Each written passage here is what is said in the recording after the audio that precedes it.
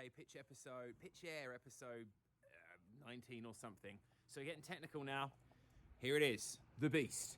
I'm so excited about this. This is like the coolest thing I've ever done. Anyway, today's technical stuff about structures, and this video is actually for my team who are doing the welding for the dollies. So I've done a lot of design work. I've done it in CAD, and I've used a lot of data which I found on the internet. Now what I'm doing is sense checking to make sure that data was accurate. So kind of, you go through a long design process, all theoretical, then you go back to the real world and take some dimensions to see if your design process was right. Now, it's lucky I did that because the basis of my dimensions were from a SketchUp file that I downloaded from the internet, which was 2 meters out. Had I not done this, we would have found ourselves in a difficult situation where the aeroplane wouldn't have fit. So luckily I've done that.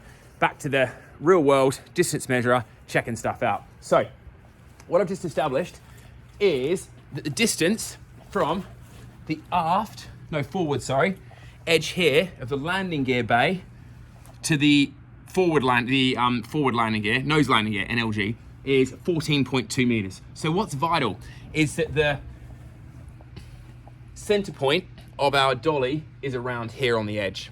Now the reason for that is we've got this thing called a keel beam. That's this big bit of metal work here that runs all the way through the belly of the aircraft. That's where most of the load's being taken.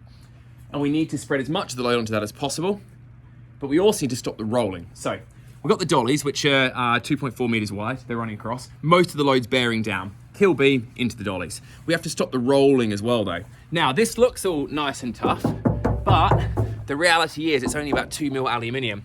So to stop that rolling, we're not going to rely on the strength of that belly because it's just not tough enough. Even if you put it there initially, it might be okay to start with, but then over time it might start to corrode or get stress fractures, who knows. So what we're going to do is run some spreader bars underneath the belly on the dollies that spread that load out vertically into these fins, these ribs that run through the aircraft. So it's going to stop that kind of lateral movement while the main load is being centered down on the keel beam. What else? Right, front nose landing gear as well. So,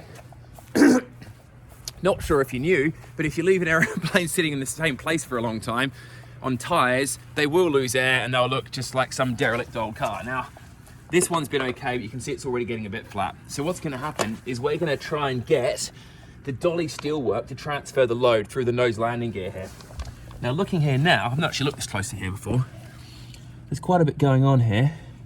What we're gonna wanna do is get the force up here onto this axle. So in terms of dimensions, the clearance between the two wheels here is an amount my distance measure doesn't like. I can get the tape measure out and check that in a second though, because that to me looks like maybe about 120 mil. So you might need to do a beam there and a beam there to put the force onto there, because we want the wheel to be there, but not actually taking any load. So while it could be touching the ground, ideally it'd be hanging off. We want the load going through the axle and then up the nose landing gear. What else have we got? That's pretty much it. Just while we're here, let's just admire this old beaut. I realized that I love airplanes, but I actually realized it's not the flying I love so much, it's the aircraft themselves, the engineering and the design. I mean, this basic fuselage layout hasn't changed much since the Boeing 707, which is from like the 50s or something. And it's actually fundamentally the same as the 737. They're all like evolutions of the same aircraft. So while this, to me, is a thing of modern beauty, it's actually like 70 years old. That's a bit sad to see though, isn't it?